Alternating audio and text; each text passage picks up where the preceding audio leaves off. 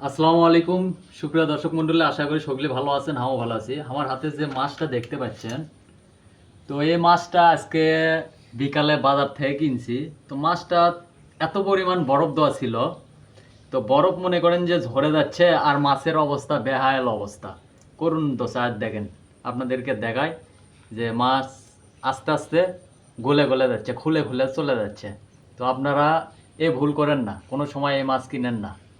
এই মাছ যারা কিনছেন তারা অবশ্যই ধরা খাচ্ছেন, ধরা খেয়ে যাবেন।